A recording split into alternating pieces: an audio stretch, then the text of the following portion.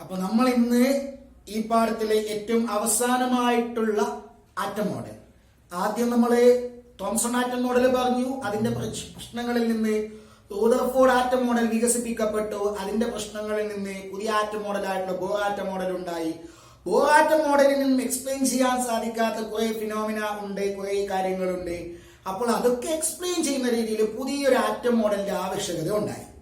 Okay, അപ്പൊ ഈ bore atom മോഡലിന്റെ പ്രധാനപ്പെട്ട ഫെയിലിയേഴ്സ് എന്താണ് നമുക്ക് നോക്കാം. ഒന്ന്, it does not explain or it failed to explain the Heisenberg's uncertainty principle. അതെങ്ങനെയാണ് ബോർ ആറ്റം മോഡൽ ഹൈസൻബർഗിന്റെ അൺസർട്ടനിറ്റി പ്രിൻസിപ്പിൾ എക്സ്പ്ലെയിൻ ചെയ്യാൻ പറ്റാത്തത് എന്തുകൊണ്ടാണ് അതിന് നമുക്ക് നോക്കാം. ഹൈസൻബർഗിന്റെ അൺസർട്ടനിറ്റി പ്രിൻസിപ്പിൾ പ്രകാരം ഒരു ഇലക്ട്രോണിന്റെ ആറ്റത്തിന്റെ ഉള്ളിലുള്ള ഒരു സബ് പാർട്ടികളാണ്, മൂവ് ചെയ്യുന്ന സബ് പാർട്ടികളാണ് ഇലക്ട്രോൺ. ഇലക്ട്രോണിന്റെ പൊസിഷനും മൂവ്മെന്റും കൃത്യമായിട്ട് കണ്ടുപിടിക്കാൻ പറ്റൂലല്ലോ, അല്ലെ? അൺസർട്ടനിറ്റി പ്രിൻസിപ്പിൾ പ്രകാരം രണ്ടും ഒരുമിച്ച് കണ്ടുപിടിക്കാൻ പറ്റൂലല്ലോ കൃത്യമായിട്ട്. അതേസമയം നമ്മുടെ ബോർ ആറ്റം മോഡൽ പ്രകാരം ഇലക്ട്രോണുകൾ ഒക്യുപ്പൈ ചെയ്യുന്നത് പോസിറ്റീവ് ചാർജുള്ള ന്യൂക്ലിയസിന് ചുറ്റുമുള്ള സർക്കുലാർ ഓർബിറ്റിലാണെന്ന് പറഞ്ഞിട്ടില്ലേ? സർക്കുലാർ ഓർബിറ്റ് എനർജി ലെവലുകളിലാണ് ഇലക്ട്രോൺ ഒക്യുപ്പൈ ചെയ്യുന്നത് എന്നല്ല ഏറ്റവും പ്രധാനപ്പെട്ട postulate. Electrons are revolving around the nucleus in a fixed circular orbit. ന്യൂക്ലിയസിന് ചുറ്റുമുള്ള ഫിക്സ്ഡ് ആയിട്ടുള്ള സർക്കുലാർ ആയിട്ടുള്ള ഓർബിറ്റിൽ കൂടിയിട്ടാണ് സർക്കുലാർ ഓർബിറ്റിൽ കൂടിയിട്ടാണ് ഇലക്ട്രോണുകൾ മൂവ് ചെയ്യുന്നത്. സർക്കുലാർ എന്ന് പറഞ്ഞാൽ അതൊരു 2 ഡയമെൻഷണൽ പാത്തായി, ശരിയല്ലേ? ഒരു 2 ഡയമെൻഷണൽ പ്ലാനർ മോഷനാണ്, അല്ലേ? ന്യൂക്ലിയസ് ഒരു സർക്കുലാർ പാത്ത്, അതൊരു പ്ലാനാർ മോഷനാണ്, പ്ലെയിനിലാണ് അതുള്ളത്. ഓക്കെ, അങ്ങനെയാണ് എങ്കിൽ ഉറപ്പായിട്ടും. അത് മാത്രമല്ല, ഒരു പെർട്ടിക്കുലർ ഓർബിറ്റിൽ കൂടി കറങ്ങുന്ന ഇലക്ട്രോൺ എന്ത് വെലോസിറ്റി ഉണ്ടായിരിക്കുമെന്നും അദ്ദേഹം പറഞ്ഞു തന്നിട്ടില്ലേ? അപ്പോൾ ഏത് സമയത്തും ഒരു പെർട്ടിക്കുലർ ഓർബിറ്റിൽ ഇലക്ട്രോൺ കറങ്ങുന്നത് ഒരേ വെലോസിറ്റിയിലാണ്. അപ്പൊ വെലോസിറ്റി അറിയാമെങ്കിൽ, ഇലക്ട്രോണിന്റെ വെലോസിറ്റി അറിയാമെങ്കിൽ തീർച്ചയായിട്ടും, സപ്പോസ് ഇവിടെയാണ് ഇലക്ട്രോൺ ഉള്ളത് വിചാരിക്കുക, ആ ഇലക്ട്രോണിന്റെ വെലോസിറ്റി ഇദ്ദേഹം പറഞ്ഞു തന്നിട്ടുണ്ട്. വെലോസിറ്റി കണ്ടുപിടിക്കാനുള്ള ഇക്വേഷൻ നിങ്ങൾക്ക് അറിയാം. ആ വെലോസിറ്റി അറിയാമെങ്കിൽ after A particular time t 2 second 3 second കഴിഞ്ഞാൽ ആ ഇലക്ട്രോൺ ഇവിടെ നിന്ന് എത്ര അകലെയായിരിക്കുമെന്ന് നമുക്ക് പറഞ്ഞുകൂടെ, അല്ലെ? ഈ t 2 സെക്കൻഡ് ആകുമ്പോൾ എവിടെ ഉണ്ടാവും നമുക്ക് പറയാൻ പറ്റും. വെലോസിറ്റി അറിയാമെങ്കിൽ പൊസിഷൻ പറഞ്ഞുകൂടെ? ഇനി ഇവിടെ എത്തുമ്പോൾ വെലോസിറ്റി എത്രയാ? അതിതാണ് എന്ന് പറഞ്ഞാല് ഈ സർക്കുലാർ ഓർബിറ്റിൽ കൂടി കറങ്ങുന്ന ഇലക്ട്രോണിന്റെ പൊസിഷനും വെലോസിറ്റിയും കൃത്യമായിട്ട് ഒരേ സമയം കണ്ടുപിടിക്കാൻ പറ്റും according to Bohr atom model. But it is against the concept of uncertainty principle, അല്ലെ? നമ്മളിപ്പോ പൊസിഷൻ കണ്ടുപിടിക്കണമെങ്കിൽ, ഈ ഇലക്ട്രോണിന്റെ 2 സെക്കൻഡിന് ശേഷമുള്ള പൊസിഷൻ കണ്ടുപിടിക്കണമെങ്കിൽ എന്തായാലും ഇലക്ട്രോണെ കാണണം. പൊസിഷൻ കണ്ടുപിടിക്കാമെങ്കിൽ ഇലക്ട്രോണെ കാണണം, അല്ലടോ? മൈക്രോസ്കോപ്പ് ഉപയോഗിച്ച് ഇലക്ട്രോൺ നിങ്ങൾക്ക് കാണണം. ഇലക്ട്രോൺ ഇത് ഒരു സർക്കുലർ ഓർബിറ്റ് ആണെന്ന് വിചാരിക്കും. ആരുടെ? ബോർ ആറ്റം മോഡൽ പ്രകാരമുള്ള ഒരു സർക്കുലർ ഓർബിറ്റ്. ഇലക്ട്രോൺ ഇവിടെ ഉണ്ട്, ആ ഇലക്ട്രോൺ എനിക്ക് കാണണം. അതെന്താണ്? ഞാനൊരു മൈക്രോസ്കോപ്പ് ഉപയോഗിച്ചിട്ട് നോക്കാം. ഇതാണ് മൈക്രോസ്കോപ്പ്. ഓക്കെ, ഇതാ കണ്ണ്. ഞാനിതിങ്ങനെ നോക്കാം. ഓക്കെ, അങ്ങനെ നോക്കണമെങ്കിൽ എന്താണ്? ഇതാ ഞാൻ നേരത്തെ പറഞ്ഞ പോലെ, കഴിഞ്ഞ വീഡിയോയിൽ പറഞ്ഞ പോലെ, ഒരു ഫോട്ടോൺ വന്നിട്ട് ഇൻസിഡന്റ് ചെയ്യണം. ആ ഫോട്ടോൺ റിഫ്ലക്ട് ചെയ്തിട്ട് എന്താവണം? പിന്നെ മൈക്രോസ്കോപ്പിലേക്ക് കൂടിയിട്ട് എന്റെ കണ്ണിലേക്ക് വരുമ്പോൾ ഞാൻ ഇലക്ട്രോണെ കാണും. അപ്പൊ ഞാൻ ഇലക്ട്രോണിന്റെ പൊസിഷൻ കണ്ടുപിടിച്ചു. ആ പൊസിഷൻ കണ്ടുപിടിക്കുന്ന അതേ സമയത്ത് ഞാൻ വെലോസിറ്റി കണ്ടുപിടിച്ചു കഴിഞ്ഞാൽ പൊസിഷൻ ഇവിടെ, ഈ സ്ഥലത്താണ് പൊസിഷൻ, ഇലക്ട്രോണിന്റെ പൊസിഷൻ ഇവിടെയാണ് എന്ന് ഞാൻ പറയുമ്പോൾ അതേ സമയത്ത് തന്നെ ഞാൻ വെലോസിറ്റി കണ്ടുപിടിച്ചാൽ എന്താണ് ഇലക്ട്രോണിന്റെ വെലോസിറ്റി കിട്ടേണ്ടത്? ബോർ പറഞ്ഞ പോലുള്ള ബോർ ഇക്വേഷൻ പ്രകാരമുള്ള ഒരു വെലോസിറ്റി ഉണ്ടല്ലോ, അറിയില്ല, ഇക്വേഷൻ ഓർമ്മയുണ്ടല്ലോ, ഇല്ലേ? ആ വെലോസിറ്റി നമുക്ക് കിട്ടുമോ? കിട്ടൂല. ആ വെലോസിറ്റി അല്ല കിട്ടുക. പിന്നെയോ, ഈ ഫോട്ടോൺ ഒന്ന് ഇൻസിഡന്റ് ചെയ്യുമ്പോൾ ഈ ഫോട്ടോൺ എനർജി ഇലക്ട്രോണിന് കിട്ടിയില്ലേ? അപ്പൊ ഫോട്ടോൺ ഉണ്ടാവും, നല്ല സ്പീഡ് മൂവ് ചെയ്യും. ചിലപ്പോൾ ഈ സർക്കുലാർ പാത്തിൽ നിന്ന് തെറ്റിയിട്ട് നേരെ അവിടെ നിന്ന് എന്താ പറയാ ഫോട്ടോ ഇലക്ട്രിക് ഇഫക്റ്റോ മറ്റോ സംഭവിച്ചിട്ട് ഇലക്ട്രോൺ അവിടെ നിന്ന് തെന്നിപ്പോകാം. സർക്കുലർ ഓർബിറ്റ് വിട്ടിട്ട് പോകാം. ഡയറക്ഷൻ ചേഞ്ച് ചെയ്യാം. ഡയറക്ഷൻ ചേഞ്ച് ചെയ്യുമ്പോൾ എന്തായാലും വെലോസിറ്റി ചേഞ്ച് ചെയ്യും, because it is A vector quantity. അപ്പൊ നമുക്ക് ഇത് ഇവിടെ കിട്ടുന്ന ആ ക്വാണ്ടിറ്റി കിട്ടണമെന്നില്ല. ഓക്കെ, പൊസിഷൻ കണ്ടുപിടിക്കുന്ന സമയത്ത് വെലോസിറ്റി കണ്ടുപിടിച്ചാൽ നമുക്ക് കിട്ടുന്ന വെലോസിറ്റി അതല്ല, വേറെ വെലോസിറ്റിയാണ്. ഓക്കെ, അപ്പോ ബോർ ആറ്റം മോഡൽ പ്രകാരം ഇലക്ട്രോൺ സർക്കുലർ ഓർബിറ്റിൽ കൂടി കറങ്ങുന്നുണ്ടെങ്കിൽ തീർച്ചയായിട്ടും അതിന്റെ പൊസിഷനും മൊമെന്റവും കൃത്യമായിട്ട് ഒരേ സമയത്ത് കണ്ടെത്താം. But it is not accordance with the uncertainty principle. It is against the concept of uncertainty principle. അങ്ങനെയാണെങ്കിൽ അതിന്റെ അർത്ഥം എന്താണോ? ഇലക്ട്രോൺ കറങ്ങും, ഇലക്ട്രോൺ ന്യൂക്ലിയസ് അല്ല ആറ്റത്തിലുണ്ടോ? ഉണ്ട്. എവിടെയല്ല? ഒരു ഫിക്സ്ഡ് ആയിട്ടുള്ള ഓർബിറ്റിൽ കൂടി കറങ്ങിക്കൊണ്ട് ഇല്ല. ബോർ പറയും പോലെ ഇലക്ട്രോൺ ആറ്റത്തിന്റെ ഉള്ളിലുണ്ട് എന്നുള്ളത് ശരിയാണ്. അത് എല്ലാവരും പറഞ്ഞതുപോലെ ശരി തന്നെയാണ്. ഇലക്ട്രോൺ ആറ്റത്തിന്റെ ഉള്ളിലുണ്ട്. പക്ഷെ അവസാനം ബോർ പറഞ്ഞതുപോലെ ഇലക്ട്രോൺ കറങ്ങുന്നത് ഫിക്സ്ഡ് ആയിട്ടുള്ള എനർജിയുള്ള ഓർബിറ്റിൽ കൂടിയിട്ടല്ല. അങ്ങനെ ഒരു കോൺസെപ്റ്റ് ഇല്ല. അത് ശരിയല്ല. ഓർബിറ്റ് എന്നുള്ള കോൺസെപ്റ്റ് ശരിയല്ല. ഓർബിറ്റ് എന്നുള്ള കോൺസെപ്റ്റ് ശരിയാണെങ്കിൽ അൺസർട്ടനിറ്റി പ്രിൻസിപ്പിൾ തെറ്റാണ്. പക്ഷെ വെൽ ആക്സെപ്റ്റഡ് ആയിട്ടുള്ള കോൺസെപ്റ്റ് ആണ് അൺസർട്ടനിറ്റി പ്രിൻസിപ്പിൾ. അപ്പോൾ ഇതിൽ മിസ്റ്റേക്ക് ഉണ്ട്. ഇലക്ട്രോൺ കറങ്ങുന്നത് എവിടെയല്ല? ഓർബിറ്റിൽ കൂടിയിട്ടല്ല. ഓക്കെ, അപ്പൊ പിന്നെ എവിടെ കൂടിയിട്ടാണ്? ഇലക്ട്രോൺ ന്യൂക്ലിയസ് ആറ്റത്തിന്റെ ഉള്ളിലുണ്ടോ? ഉണ്ട്. എവിടെ? ആറ്റത്തിന്റെ ഉള്ളിൽ ഇന്ന സ്ഥലത്ത് ഉണ്ടാവാം, കൃത്യമായിട്ട് പറയാൻ പറ്റൂല.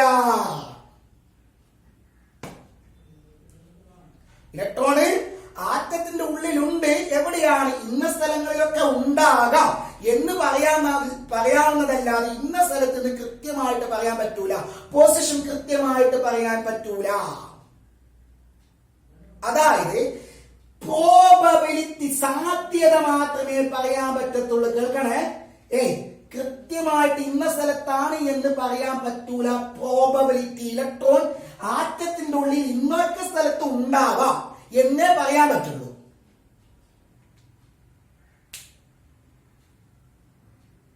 ഓക്കെ,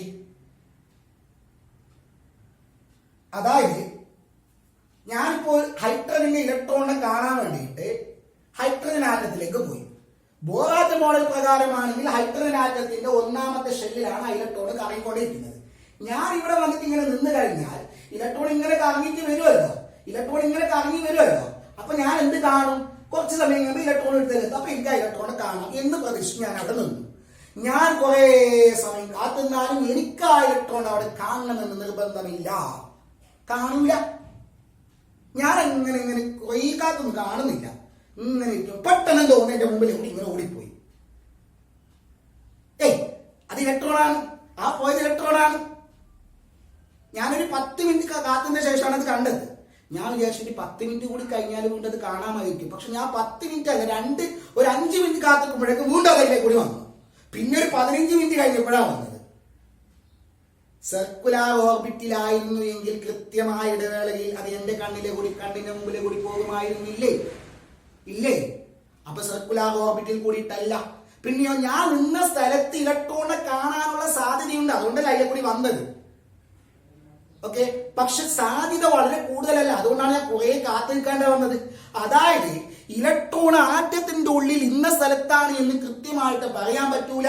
ഇന്ന സ്ഥലത്ത് ഉണ്ടാവാമെന്ന് സാധ്യത മാത്രമേ പറയാൻ പറ്റുള്ളൂ. അങ്ങനെ ഇലക്ട്രോണ് കാണാൻ സാധ്യതയുള്ള കുറെ സ്ഥലങ്ങൾ ആറ്റത്തിന്റെ ഉള്ളിലുണ്ട് എന്ന് പറഞ്ഞു. ഓക്കെ, ആ സാധ്യതയുള്ള സ്ഥലങ്ങളെ പറയുന്ന പേരാണ് ഓർബിറ്റൽസ്. Orbitals, orbitals. ഓക്കെ, അതായത് ശരിക്കും ശ്രദ്ധിക്കണം. ഓർബിറ്റ് എന്നുള്ള കോൺസെപ്റ്റിനെ റൂൾഡ് ഔട്ട് ആക്കിയിട്ട് പുതിയ ആറ്റം മോഡൽ കൊണ്ടുവന്നു. ഓർബിറ്റ് എന്നുള്ള സർക്കുലർ പാത്ത് എന്നുള്ള കോൺസെപ്റ്റ് ഇല്ല. ഓർബിറ്റ് എന്നുള്ള സംഗതി ഇല്ല. അങ്ങനെ ഓർബിറ്റിൽ കൂടി ഫിക്സ്ഡ് ആയിട്ടുള്ള സർക്കുലർ പാത്തിലല്ല ഇലക്ട്രോണുകൾ കറങ്ങുന്നത്. ഇലക്ട്രോണുകൾ ആറ്റത്തിന്റെ ഉള്ളിലുണ്ട്, പക്ഷെ ചില സ്ഥലങ്ങളിൽ കാണാനുള്ള സാധ്യതയുള്ളൂ. എല്ലാ സ്ഥലത്തും കാണണമെന്ന് നിർബന്ധമില്ല. അങ്ങനെ കാണാൻ സാധ്യതയുള്ള സ്ഥലങ്ങളെ പറഞ്ഞ പേരാണ് ഓർബിറ്റൽസ്. അതായത് പ്രോബബിലിറ്റിയെ അടിസ്ഥാനമാക്കിക്കൊണ്ട് പുതിയൊരു ഇലക്ട്രോണെ കാണാനുള്ള സാധ്യത അതിനെ അടിസ്ഥാനമാക്കിക്കൊണ്ട് പുതിയൊരു ആറ്റം മോഡൽ വികസിപ്പിക്കപ്പെട്ടു. ആ ആറ്റം മോഡലിന് പറഞ്ഞ പേരാണ് quantum mechanical model of atom. എന്നാണ് quantum mechanical model of atom. Quantum mechanical model of atom.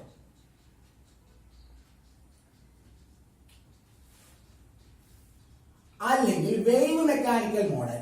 എന്നാണ് wave mechanical model. Quantum mechanical model എന്ന് പറയാനുള്ള കാരണം ക്വാണ്ടം മെക്കാനിക്സുമായി ബന്ധപ്പെട്ടിട്ടുള്ള ടേമാണത്. എന്നാണ് ഈ ക്വാണ്ടം മെക്കാനിക്സ് എന്ന് അറിയാമോ നിങ്ങൾക്ക്? വേവ് മെക്കാനിക്കൽ മോഡൽ എന്ന് പറയും. ക്വാണ്ടം മെക്കാനിക്സ് എന്ന് പറഞ്ഞാൽ പ്രധാനമായിട്ട് രണ്ട് തരത്തിലുള്ള മെക്കാനിക്സ് ആണുള്ളത്. ന്യൂട്ടോണിയൻ മെക്കാനിക്സ്, ന്യൂട്ടോണിയൻ മെക്കാനിക്സ് അല്ലെങ്കിൽ ക്ലാസിക്കൽ മെക്കാനിക്സ്. കൺഫ്യൂഷൻ ഒന്നും ആവണ്ട. ജസ്റ്റ് വേറൊരു കാര്യം പറയണം, അതിൽ ജസ്റ്റ് ഒന്ന് ഓർമ്മയിൽ വെക്കാൻ വേണ്ടിട്ട്, അറിയാൻ വേണ്ടിട്ട്. പിന്നെ ഒന്ന് ക്വാണ്ടം മെക്കാനിക്സ്. ഇത്രയേ ഉള്ളൂ. വലിയ ഒബ്ജക്റ്റുകളുടെ മോഷൻ എക്സ്പ്ലെയിൻ ചെയ്യാൻ വേണ്ടി ഉപയോഗിക്കുന്ന തിയറംസ് ആണ് ന്യൂട്ടോണിയൻ മെക്കാനിക്സിലുള്ളത് അല്ലെങ്കിൽ ക്ലാസിക്കൽ മെക്കാനിക്സിലുള്ളത്. അത് പ്രധാനമായിട്ടും Newton's first law of motion, second law of motion, third law of motion ഉപയോഗിച്ചിട്ട് വലിയ ഒബ്ജക്റ്റുകളുടെ ഏത് വലിയ ഒബ്ജക്റ്റിന്റെയും എന്താ പറയുക മോഷൻ എക്സ്പ്ലെയിൻ ചെയ്യാം. അതേസമയം ആ മെക്കാനിക്സ്, ആ തിയറംസ് ഇലക്ട്രോൺ പോലുള്ള മൈക്രോസ്കോപ്പിക് ഒബ്ജക്റ്റിന്റെ കേസിൽ അപ്ലൈ ചെയ്താൽ തെറ്റും. അതാണ് നമ്മൾ നേരത്തെ ഹെയ്സൻബർഗിന്റെ അൺസർട്ടനിറ്റി പ്രിൻസിപ്പിൾ പറഞ്ഞത്. എന്താണ്? ന്യൂട്ടൺ മെക്കാനിക്സ് ഉപയോഗിച്ചിട്ട് വെലോസിറ്റി കണ്ടുപിടിച്ച് കഴിഞ്ഞാൽ കിട്ടുന്ന വെലോസിറ്റി തെറ്റായിരിക്കും. വെലോസിറ്റി കണ്ടുപിടിക്കാം, വെലോസിറ്റിയുടെ ഇക്വേഷൻ ഉപയോഗിച്ചിട്ട് വെലോസിറ്റി കണ്ടുപിടിക്കാം, പൊസിഷന്റെ ഇക്വേഷൻ ഉപയോഗിച്ചിട്ട് പൊസിഷൻ കണ്ടുപിടിക്കാം, പക്ഷെ കിട്ടുന്നത് തെറ്റായിരിക്കും. അതായത് Newtonian mechanics, Newton's loss of motion, അതെവിടെ ചെറിയ പാർട്ടിക്കിൾസിന്റെ കേസിൽ അപ്ലിക്കബിൾ അല്ല. അവിടെ ആ തിയറംസ് തെറ്റായി വരുന്നുണ്ട്, എങ്ങനെ ഒബേ ചെയ്യപ്പെടുന്നില്ല. അപ്പോൾ അവരുടെ മോഷൻ എക്സ്പ്ലെയിൻ ചെയ്യാൻ വേണ്ടി പുതിയൊരു മെക്കാനിക്സ് ആവശ്യമായിട്ട് വന്നു. അതാണ് quantum mechanics. Quantum mechanics, quantum mechanics. Okay, അപ്പൊ ഇതുമായി ബന്ധപ്പെട്ടിട്ടുള്ള ക്വാണ്ടം മെക്കാനിക്സിലെ തിയറംസ് ആണ് ഇവിടെ ഉപയോഗിക്കുന്നത്. അതുകൊണ്ട് ക്വാണ്ടം മെക്കാനിക്കൽ മോഡൽ എന്ന് പറയും. ഓക്കെ, ക്വാണ്ടം മെക്കാനിക്സിലെ പ്രധാനപ്പെട്ട പിന്നെ രണ്ട് എന്താ പറയുക കോൺസെപ്റ്റുകളാണ് ഡുവൽ നേച്ചറും അതേപോലെ ഹെയ്സൻബർഗ് അൺസർട്ടനിറ്റി പ്രിൻസിപ്പിളും. ഓക്കെ, അപ്പൊ അത് അടിസ്ഥാനമാക്കിയിട്ടുണ്ടാക്കിയ ഇത് മോഡൽ ആയതുകൊണ്ട് ക്വാണ്ടം മെക്കാനിക്കൽ മോഡൽ എന്ന് പറയും. അപ്പോ ഞാനിപ്പോ പറഞ്ഞു വന്നത് എങ്ങനെയാണ് ബോർ പിന്നെ അൺസർട്ടനിറ്റി പ്രിൻസിപ്പിൾ എക്സ്പ്ലെയിൻ ചെയ്യുന്നതിൽ പരാജയപ്പെട്ടത് എന്നാണ് പറയുന്നത്. അത് മാത്രമല്ല, ബോറിന്റെ മോഡൽ പ്രകാരം ഇലക്ട്രോൺ ഇങ്ങനെ കറങ്ങിക്കൊണ്ടിരിക്കുന്നു. പക്ഷെ അതിന്റെ വേവ്, അത് ഇലക്ട്രോൺ പാർട്ടിക്കിൾ അല്ലേ, ഇലക്ട്രോൺ പാർട്ടിക്കിൾ അല്ലേ, അല്ലേ? ഐ മീൻ ഇലക്ട്രോൺ മാറ്റർ ആണ്, ഇലക്ട്രോൺ മാസ് ഉള്ള മാറ്റർ ആണ്. മാറ്റർ മൂവ് ചെയ്യുമ്പോൾ തീർച്ചയായിട്ടും അതുമായി ബന്ധപ്പെട്ടിട്ട് വേവ് ഉണ്ടാവും. പക്ഷെ ഇലക്ട്രോൺ ഇങ്ങനെ മൂവ് ചെയ്യുമ്പോൾ അതുമായി ബന്ധപ്പെട്ടിട്ട് വേവ് ഉണ്ട്. അതായത് ഇലക്ട്രോൺ ഇങ്ങനെ വേവ് മോഷനിലാണ് എന്ന് ഓർബിറ്റിൽ കൂടി അത് കറങ്ങുമ്പോൾ, ഇതാ ബോർ പറഞ്ഞ ഓർബിറ്റിൽ കൂടി ഇലക്ട്രോൺ ഇങ്ങനെ കറങ്ങുമ്പോൾ അത് ഈ രീതിയിലാണ് കറങ്ങുന്നത് എന്ന് അദ്ദേഹം പറഞ്ഞിട്ടില്ല. അദ്ദേഹമൊക്കെ ഇങ്ങനെ വട്ടം കറങ്ങുന്നതാണ്. ഓക്കെ, അതായത് ഇലക്ട്രോൺ എന്ന മാറ്ററിന് വേവ് ക്യാരക്ടർ ഉണ്ട് എന്ന് അദ്ദേഹം പറയുന്നില്ല. ഓക്കെ, അപ്പൊ വേവ് ക്യാരക്ടർ പിന്നെ ഇലക്ട്രോണ് വേവ് ക്യാരക്ടർ ഉണ്ട് എന്ന് പറയാത്തത് കൊണ്ട് എന്തുകൊണ്ട് വേവ് ക്യാരക്ടർ ഇല്ല എന്നും അദ്ദേഹം പറയുന്നില്ല. അതുകൊണ്ട് ഡുവൽ നേച്ചർ എക്സ്പ്ലെയിൻ ചെയ്യുന്നതിൽ പരാജയപ്പെട്ടു. അതേപോലെ ഹെയ്സൻബർഗിന്റെ അൺസർട്ടനിറ്റി പ്രിൻസിപ്പിൾ എക്സ്പ്ലെയിൻ ചെയ്യുന്നതിൽ എങ്ങനെ പരാജയപ്പെട്ടു ഞാൻ പറഞ്ഞു. അപ്പൊ ഈ മോഡൽ അപ്പൊ ഒരു തെറ്റായ മോഡലാണ്, പ്രശ്നമുള്ള മോഡലാണ്. അങ്ങനെയാണെങ്കിൽ ഈ രണ്ട് പിന്നെ കോൺസെപ്റ്റുകൾ, ക്വാണ്ടം മെക്കാനിക്കൽ മോഡലും അതേപോലെ തന്നെ ഹെയ്സൻബർഗ് അൺസർട്ടനിറ്റി പ്രിൻസിപ്പിൾ എക്സ്പ്ലെയിൻ ചെയ്യുന്ന പുതിയൊരു മോഡലിന്റെ ആവശ്യകത വന്നു. അതാണ് ക്വാണ്ടം മെക്കാനിക്കൽ മോഡൽ. ഈ മോഡൽ ഇൻട്രൊഡ്യൂസ് ചെയ്ത ആൾക്കാരാണ് വെർണർ ഹെയ്സൻബർഗ്. ഇപ്പൊ ഞാൻ പറഞ്ഞ ആള്, നമ്മളിപ്പോ പരിചയപ്പെട്ട ആള് Werner Heisenberg and Erwin Schrodinger. കാര്യപ്പെട്ട ആൾക്കാരാണ്, ക്വാണ്ടം മെക്കാനിക്സിലെ കാര്യപ്പെട്ട ആൾക്കാരാണ് ഇവര്. Erwin Schrödinger.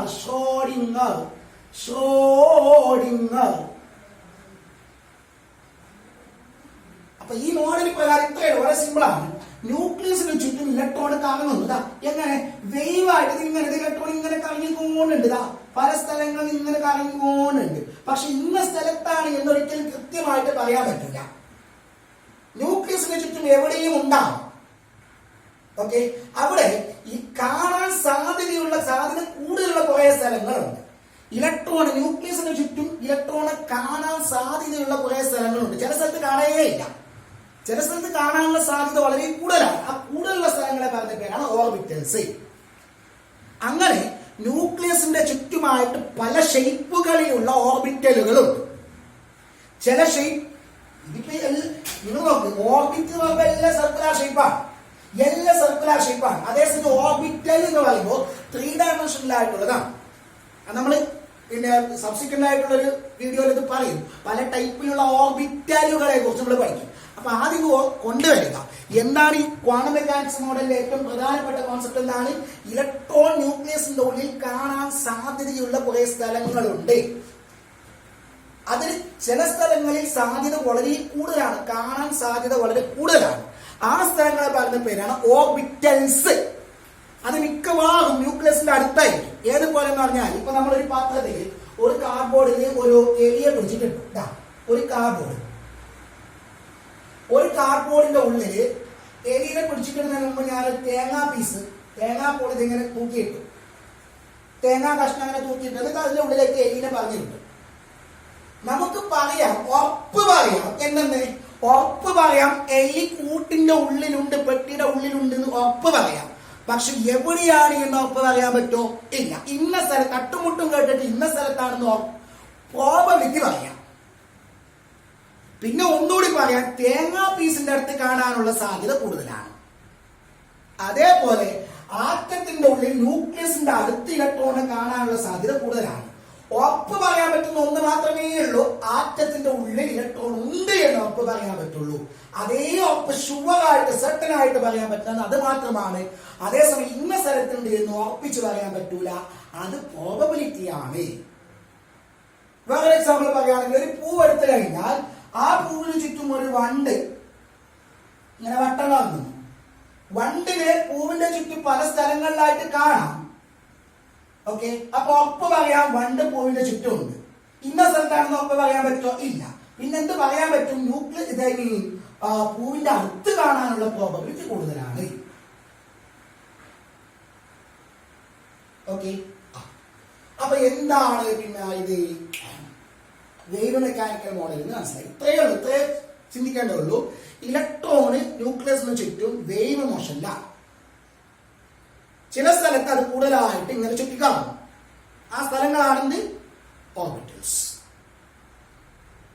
ഓക്കെ, ഇനി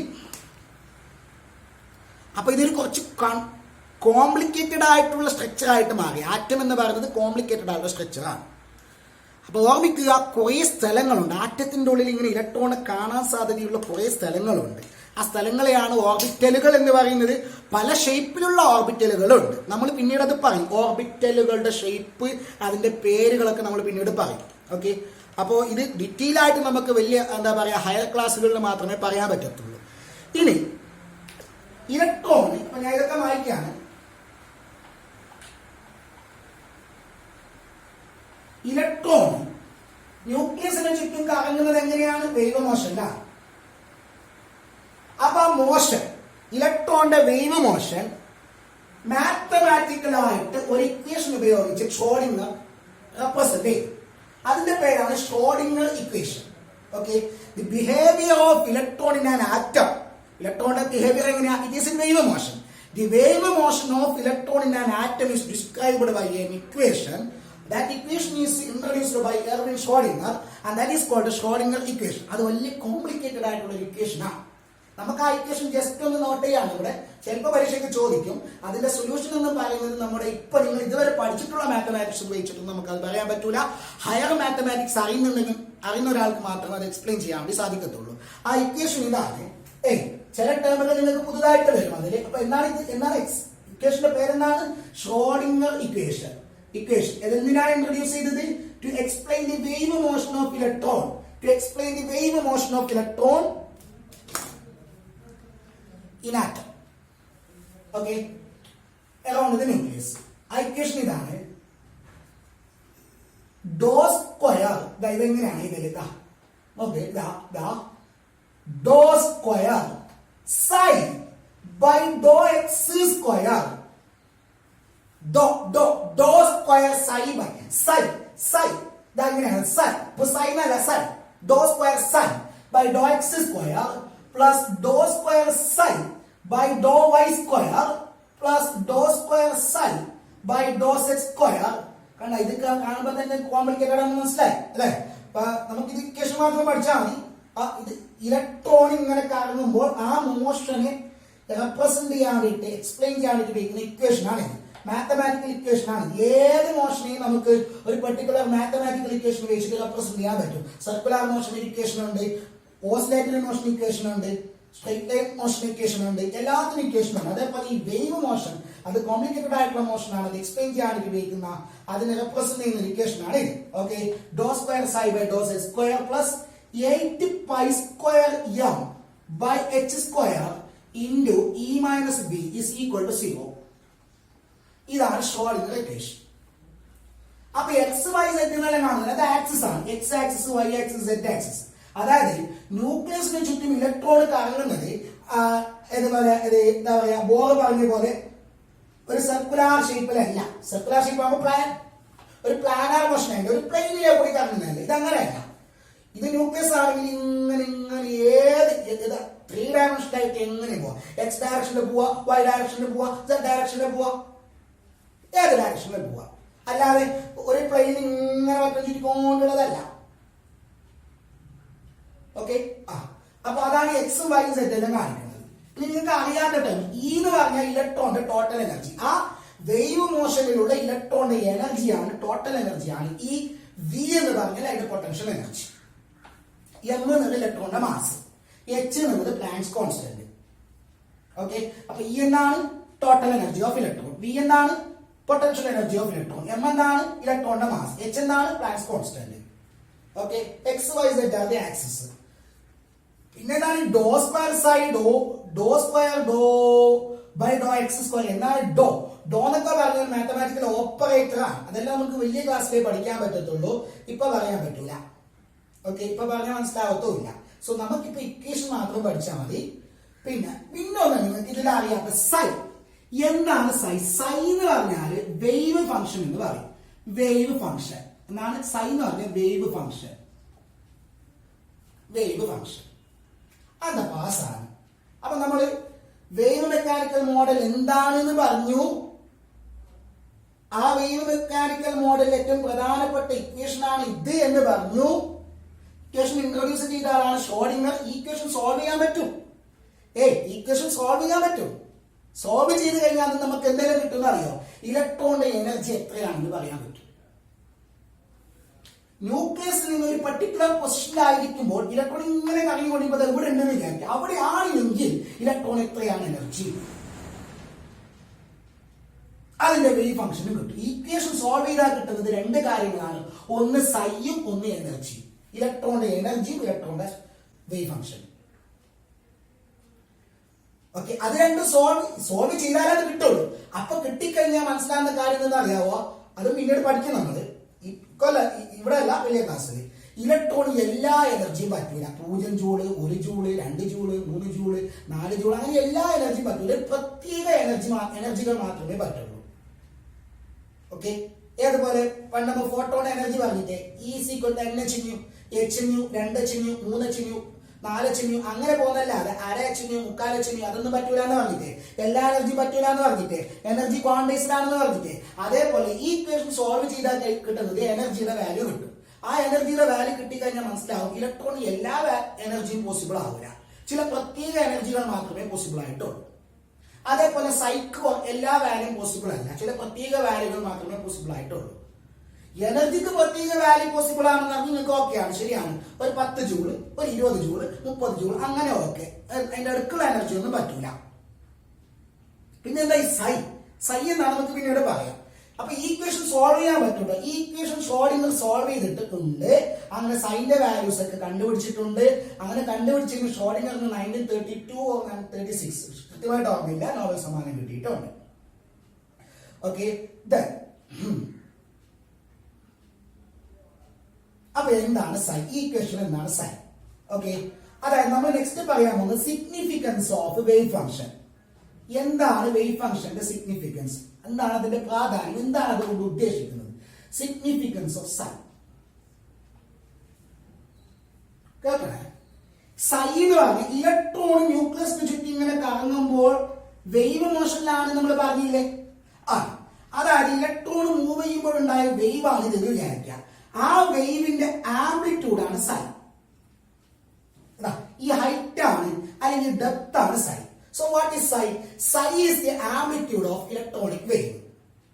That means amplitude of wave associated with the moving electron. Move ചെയ്യുന്ന ഇലക്ട്രോണുമായിട്ട് അസോസിയേറ്റ് ചെയ്തിട്ടുള്ള വേവിന്റെ ആംപ്ലിറ്റ്യൂഡ് ആണ് എന്ത്? വേവ് ഫംഗ്ഷൻ സൈ എന്ന് പറയാം. അപ്പൊ സൈ എന്ന് വലിയ പണിയൊന്നുമില്ല. സൈ എന്താണ്? സൈ എന്ന് പറഞ്ഞാൽ ഇലക്ട്രോണിക് വേവിന്റെ ആംപ്ലിറ്റ്യൂഡ് ആണ്. മനസ്സിലാവുന്നുണ്ടോ? സൈ എന്താണ്? ഇലക്ട്രോണിക് വേവിന്റെ ആംപ്ലിറ്റ്യൂഡ് ആണ്. വേറൊന്നും സൈക്ക് സിഗ്നിഫിക്കൻസ് ഇല്ല. ഓക്കെ, അതില്ലേ ചില സ്ഥലങ്ങളിലേക്ക് എത്തുമ്പോൾ വലിയ ആംപ്ലിറ്റ്യൂഡ്, ഒരേ ഇലക്ട്രോണിൽ ഒരേ ആംപ്ലിറ്റ്യൂഡിലെത്തുമ്പോൾ വരാം. ചില സ്ഥലത്ത് എത്തുമ്പോൾ ആംപ്ലിറ്റ്യൂഡ് ഇങ്ങനെ കൂടും, ചില സ്ഥലത്ത് എത്തുമ്പോൾ ആംപ്ലിറ്റ്യൂഡ് ചെറുതായിരിക്കും. ഏതൊരു വേവിന്റെ കേസിലും അതിപ്പോ ഈ വേവ് എന്നല്ല, ഏത് വേവ് ആണെങ്കിലും ആ വേവിന്റെ ആംപ്ലിറ്റ്യൂഡ് ചെറുതാണെങ്കിൽ അത് വീക്കായിട്ടുള്ള വേവ് എന്ന് പറയും. ചെറിയ വേവ്, ശക്തി കുറഞ്ഞ വേവ് എന്ന് പറയും. അതേസമയം ആംപ്ലിറ്റ്യൂഡ് കൂടുമ്പോൾ അത് സ്ട്രോങ് വേവ് എന്ന് പറയും. ഓക്കെ, അതായത് മക്കൾക്കണം ആംപ്ലിറ്റ്യൂഡ് എ ആണെങ്കിൽ വിചാരിക്കാം, ജനറൽ ആയിട്ട് പറയാം, ഫിസിക്സിൽ പഠിക്കും, ഒരു വേവിന്റെ ആംപ്ലിറ്റ്യൂഡ് എ ആണെന്ന് വിചാരിക്കാം. എന്റെ സ്ക്വയർ എന്ന് പറയുന്നത് ആ വേവിന്റെ ഇന്റൻസിറ്റിക്ക് പ്രൊപ്പോർഷണലാണ്.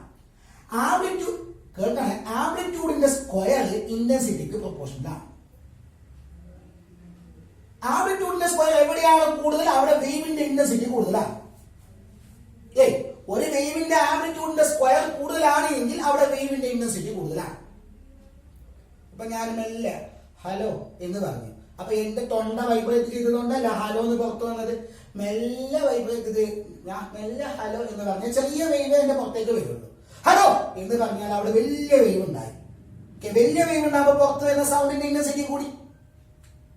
ഓക്കെ, എന്റെ തൊണ്ട വലിയ ആംപ്ലിറ്റ്യൂഡിൽ വൈബ്രേറ്റ് ചെയ്താൽ വലിയ ഇന്റൻസിറ്റിയിലുള്ള സൗണ്ട് പുറത്തേക്ക് വരും. അപ്പൊ ആംപ്ലിറ്റ്യൂഡ് കൂടുമ്പോൾ, ഏതൊരു വേവിന്റെയും ആംപ്ലിറ്റ്യൂഡ് കൂടുമ്പോൾ അതിന്റെ ഇന്റൻസിറ്റി കൂടും. അങ്ങനെയാണെങ്കിൽ ഞാൻ പറഞ്ഞു, ന്യൂക്ലിയസിന് ചുറ്റും ഇലക്ട്രോൺ കറങ്ങുമ്പോൾ എപ്പോഴും ഒരേപോലെ അല്ല ആംപ്ലിറ്റ്യൂഡ്. ചില സ്ഥലത്തേക്ക് എത്തുമ്പോൾ ആംപ്ലിറ്റ്യൂഡ് നല്ലോണം കൂടി, ചില സ്ഥലത്തേക്ക് എത്തുമ്പോൾ ആംപ്ലിറ്റ്യൂഡ് കുറയും. അതിന്റെ അർത്ഥം എന്താ? എവിടെയാണ് ആംപ്ലിറ്റ്യൂഡ് കൂടുതൽ, ഇലക്ട്രോണിക് വേവിന്റെ ആംപ്ലിറ്റ്യൂഡ് കൂടുതൽ എവിടെയാണോ അവിടെ ഇലക്ട്രോണിക് വേവിന്റെ ഇന്റൻസിറ്റി കൂടുതലാണ്. ന്യൂക്ലിയസിന് ചുറ്റും ഇലക്ട്രോൺ കറങ്ങുന്നു വിചാരിക്കും. കറങ്ങുമ്പോൾ എന്താണ്, ഇങ്ങനെ വേവിന്റെ ഫോമിലാണ് കറങ്ങുന്നത്. എപ്പോഴും ഇതിങ്ങനെ ഒരേ ആംപ്ലിറ്റ്യൂഡിലാണോ? അല്ല. പിന്നെ എങ്ങനെയാണ്? ചില സ്ഥലത്തേക്ക് എത്തുമ്പോൾ ചില സ്ഥലത്ത് ചെറിയ ആംപ്ലിറ്റ്യൂഡ്, ചില സ്ഥലത്ത് വലിയ ആംപ്ലിറ്റ്യൂഡിലാണ് കറങ്ങുന്നത്, ചില സ്ഥലത്ത് വീണ്ടും ആംപ്ലിറ്റ്യൂഡ് കുറയും. അപ്പൊ എവിടെയാണ് ആംപ്ലിറ്റ്യൂഡ് കൂടുതൽ, അതിന്റെ അർത്ഥം എന്താ? അവിടെ ആ വേവിന്റെ ഇന്റൻസിറ്റി കൂടുതലാണ്. ആംപ്ലിറ്റ്യൂഡ് എന്നാണ് സൈൻ. സൈന്റെ സ്ക്വയർ എവിടെയാണ് കൂടുതൽ, അവിടെ ആ വേവിന്റെ ഇന്റൻസിറ്റി കൂടുതലാണ്. അതായത് ആ വേവിന്റെ തീവ്രത ആ പോയിന്റിൽ കൂടുതലാണ്. അതായത് ആ പോയിന്റിൽ വേവിന്റെ ഇന്റൻസിറ്റി കൂടുതൽ പറഞ്ഞത് എന്താണ്? വേവ് ഉണ്ടാണെങ്കിൽ ഇലക്ട്രോൺ അവിടെ വേണ്ടേ? ആംപ്ലിറ്റ്യൂഡിന്റെ സ്ക്വയർ എവിടെയാണ് കൂടുതൽ, അവിടെ വേവിന്റെ ഇന്റൻസിറ്റി കൂടുതലാണ്. ഇപ്പൊ ഇവിടെ വേവ് ഉണ്ടാക്കിയതാണ് ഇലക്ട്രോൺ അല്ലേ. അപ്പൊ ആംപ്ലിറ്റ്യൂഡ് കൂടുതലാണ് എങ്കിൽ, ആംപ്ലിറ്റ്യൂഡിന്റെ സ്ക്വയർ കൂടുതലാണ് എങ്കിൽ അവിടെ ഇലക്ട്രോണിന്റെ സാന്നിധ്യം കൂടുതലാണ്. ഓക്കെ, അതായത് ഇലക്ട്രോൺ ന്യൂക്ലിയസിന്റെ ചുറ്റും സൈ സ്ക്വയറിന്റെ വാല്യൂ കണ്ടെത്തുക. നേരെ കേൾക്കണം, സൈ സ്ക്വയറിന്റെ വാല്യൂ കണ്ടെത്തുക. എവിടെയാണോ സൈ സ്ക്വയറിന്റെ വാല്യൂ കൂടുതൽ അവിടെ ഇലക്ട്രോൺ കൂടുതൽ നേരം തങ്ങി നിൽക്കുന്നുണ്ട്, അവിടെ അതിന്റെ ഇന്റൻസിറ്റി കൂടുതലാണ്. അങ്ങനെയുള്ള സ്ഥലങ്ങളെല്ലാം ഓർബിറ്റൽ എന്ന് പറയുന്നത്. അതായത് എവിടെയൊക്കെ ഓർബിറ്റൽ ഉണ്ട്, ന്യൂക്ലിയസിന്റെ ചുറ്റും എവിടെയൊക്കെ ഏതൊക്കെ പൊസിഷനിൽ ഓർബിറ്റലുകൾ ഉണ്ട്, അതിന്റെ ഷേപ്പ് എന്താണ് എന്നൊക്കെ അറിയണമെങ്കിൽ സൈ അറിയണം. അല്ല, സൈ സ്ക്വയർ അറിയണം. സൈ സ്ക്വയർ അറിയണമെങ്കിൽ സൈ അറിയണം. സൈ അറിയണമെങ്കിൽ ഇക്വേഷൻ സോൾവ് ചെയ്യണം. ഓക്കെ, അപ്പൊ എന്താണ് സൈ എന്ന് പറഞ്ഞാൽ? സൈ എന്ന് പറഞ്ഞാല് ആ ഇലക്ട്രോൺ മൂവ് ചെയ്യുമ്പോഴുണ്ടാകുന്ന വേവിന്റെ ആംപ്ലിറ്റ്യൂഡ് മാത്രമാണ്. പക്ഷെ സൈ സ്ക്വയർ എന്ത് തരും? അതിന്റെ ഇന്റൻസിറ്റി തരും. എവിടെയാണോ സൈ സ്ക്വയർ കൂടുതൽ അവിടെ ഇലക്ട്രോണ് കാണാനുള്ള സാധ്യത കൂടുതലാണ്. കാരണം സൈ സ്ക്വയർ കൂടുമ്പോൾ ആംപ്ലിറ്റ്യൂഡിന്റെ സ്ക്വയർ കൂടിയെന്ന അർത്ഥം, അതായത് വേവിന്റെ ഇന്റൻസിറ്റി കൂടിയെന്ന അർത്ഥം എന്ന് പറഞ്ഞാൽ ഇവിടെ ആ സ്ഥലങ്ങളിൽ ഇലക്ട്രോൺ കൂടുതലായിട്ട് തങ്ങി നിൽക്കുന്നുണ്ട്. ഓക്കെ, കാണാനുള്ള സാധ്യത കൂടുതലാണ് എന്നർത്ഥം. അതിന് പറഞ്ഞ പേരാണ് probability density. Probability density. Okay, so what is the significance of psi എന്ന് ചോദിച്ചാൽ psi is the amplitude of a wave function, I mean electronic wave only, but the value of psi square gives the probability density. ഏതുപോലെ അറിയാമോ? നമ്മളെ എലി ഉണ്ടല്ലോ, നേരത്തെ പെട്ടിന്റെ ഉള്ളിലാക്കിയ എലി ഉണ്ടല്ലോ, ആ തേങ്ങാപ്പൂളിന്റെ അടുത്ത് അതിന്റെ ആ എലി മുറിയിൽ നിന്നുള്ള വേവ് ഉണ്ടാവുമല്ലോ, തേങ്ങാപ്പൂളിന്റെ അടുത്ത് ആ എലിയുടെ വേവിന്റെ ആംപ്ലിറ്റ്യൂഡ് കൂടുതലായിരിക്കും. കുറച്ച് അങ്ങോട്ട് അതിന്റെ വേവിന്റെ ആംപ്ലിറ്റ്യൂഡ് കുറവായിരിക്കും. എലിയുടെ വേവിന്റെ ആംപ്ലിറ്റ്യൂഡ് സൈ ആണെങ്കിൽ ആ സൈന്റെ വാല്യൂ ഇവിടെ കൂടുതലായിരിക്കും. അതായത് സൈ സ്ക്വയർ ഇതിന്റെ അടുത്ത് കൂടുതലായിരിക്കും, കുറച്ച് ദൂരമൊക്കെ കുറവായിരിക്കും. Okay, clear? അപ്പൊ എന്താണ് സൈ എന്നാണെന്ന് പറഞ്ഞു, കാര്യങ്ങളൊക്കെ ഡീറ്റെയിൽ ആയിട്ട് പറഞ്ഞു. ഒന്ന് നോക്കി, നല്ല ക്ലിയർ ആയിട്ട് നോക്കി.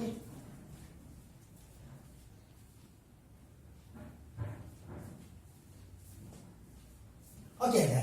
ഇനി ഒരു കാര്യം കൂടി പറഞ്ഞിട്ടായിരിക്കും നമുക്ക് സ്റ്റോപ്പ് ചെയ്യാം. What are the differences between orbit and orbitals? എന്താണ് ഓർബിറ്റും ഓർബിറ്റലും തമ്മിലുള്ള വ്യത്യാസം? വ്യത്യാസം ഉണ്ടോ? ഉണ്ട്. എന്താണ് ആ വ്യത്യാസം നോക്കാം. ഓക്കെ, differences between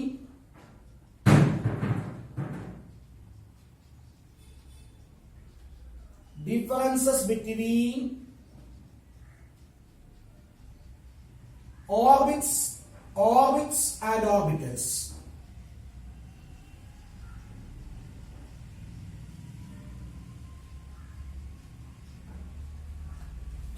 ഒന്നുകൂടി സ്ട്രെസ് ചെയ്ത് പറയാണ്, സൈന്റെ വാല്യൂ കിട്ടാൻ എന്റെ ഷ്രോഡിംഗർ ഇക്വേഷൻ സോൾവ് ചെയ്യണം. സോൾവ് ചെയ്ത് കഴിഞ്ഞാൽ സൈന്റെ വാല്യൂ കിട്ടും. സൈന്റെ വാല്യൂ കിട്ടി കഴിഞ്ഞാൽ സൈ സ്ക്വയറിന്റെ വാല്യൂ കിട്ടും. അപ്പൊ എന്താ കിട്ടും? എവിടേക്കാണ് ഓർബിറ്റ് ഉള്ളത്, ഓർബിറ്റൽസ് ഉള്ളത് കിട്ടും. ഓക്കെ ഓക്കെ, അപ്പോ X direction, Y direction, Z direction ഒക്കെ ഉണ്ട്. പല ഡയറക്ഷനിലായിട്ട് പല ടൈപ്പിലുള്ള ഓർബിറ്റൽസ് ഉണ്ട്. ഷേപ്പ് പല ടൈപ്പിലുണ്ട്. അത് ഓർമ്മ വേണം. നമ്മൾ പറയട്ടോ, അതെല്ലാം പറയും കേട്ടാ. ഓർബിറ്റ് എന്ന് പറഞ്ഞാല് ഓർബിറ്റൽസ് എന്താണ്? ഓർബിറ്റ് എന്ന് പറഞ്ഞാല് വെൽ ഡിഫൈൻഡ് ആയിട്ടുള്ള സർക്കുലർ പാത്താണ്. Okay, orbits are the well defined circular path. Well defined എന്ന് പറഞ്ഞാൽ ന്യൂക്ലിയസിൽ നിന്ന് ഇത്ര അകലെ ഒരു ഷെല്ല്, അത് കഴിഞ്ഞ് ഇന്ന അകലെ വേറൊന്ന്, ഇന്ന അകലെ വേറെ, ഇന്ന കൃത്യമായ ഇന്ന സ്ഥലത്താണ് ഓർബിറ്റ് ഉള്ളത് ബോർ ഡാറ്റ മോഡൽ പ്രകാരം. Okay, then orbits are the well-defined circular paths in which the electrons are revolved. ആ സർക്കുലർ പാത്തിൽ കൂടിയിട്ടാണ് ഇലക്ട്രോണുകൾ റിവോൾവ് ചെയ്യുന്നത്. Okay, so orbits are the well-defined circular paths where the electrons are revolved. But orbitals are the region around the nucleus where the maximum probability to find the electron. ന്യൂക്ലിയസിന് ചുറ്റും electron കാണാൻ സാധ്യത കൂടുതലുള്ള സ്ഥലങ്ങളാണ് orbit. അത് well defined അല്ല, സാധ്യത കൂടുതലുള്ള സ്ഥലങ്ങളാണ്. ഓക്കെ, ഇനി രണ്ട് എന്നറിയാവോ? ഇത് ഓർബിറ്റിൽ കൂടി ഇലക്ട്രോണ് കാണുന്നു എന്ന് പറഞ്ഞാൽ അതൊരു പ്ലാനാർ മോഷനാണ്, ഒരു 2 ഡയമെൻഷണൽ മോഷനാണ്. പക്ഷെ ഓർബിറ്റലി എന്ന് പറയുമ്പോൾ 3 ഡയമെൻഷണൽ ആയിട്ടുള്ള മോഷനാണ്. Okay, it represents the planar motion of electron, it represents the 3-dimensional motion of electrons. Okay, മൂന്നാമത്തേത്, the concept of orbit is against the concept of against the Heisenberg uncertainty principle. Heisenberg's uncertainty principle എതിരാണ് orbit എന്നുള്ള concept. But it is in accordance with the concept of orbital is in accordance with the Heisenberg uncertainty principle. Okay, then last one, all orbits, ഏത് orbit ആണ്, K shell, L shell, M shell, N shell, അങ്ങനെ കുറെ orbit ഉണ്ടല്ലോ. എല്ലാ ഓർബിറ്റും circular ആണ് shape. എല്ലാ ഓർബിറ്റിനും ഒരേ shape, 2 dimensional ആയിട്ടുള്ള സർക്കുലർ ഷേപ്പ്. അതേസമയം ഡിഫറെന്റ് ഓർബിറ്റലുകൾ ഉണ്ട്, പലതിനും പല ഷേപ്പാണ്. 3 ഡയമെൻഷണൽ ആയിട്ടുള്ള ഷേപ്പാണ്. സ്പെറിക്കൽ ആയതുകൊണ്ട് ഡംബ് ബെല്ലുണ്ട്, ഡബിൾ ഡംബ് ബെല്ലുണ്ട്, പല ഷേപ്പിലുള്ള ഓർബിറ്റലുകളുണ്ട്. ഓക്കെ അല്ലേ? So these are the important differences between orbits and orbitals. Okay.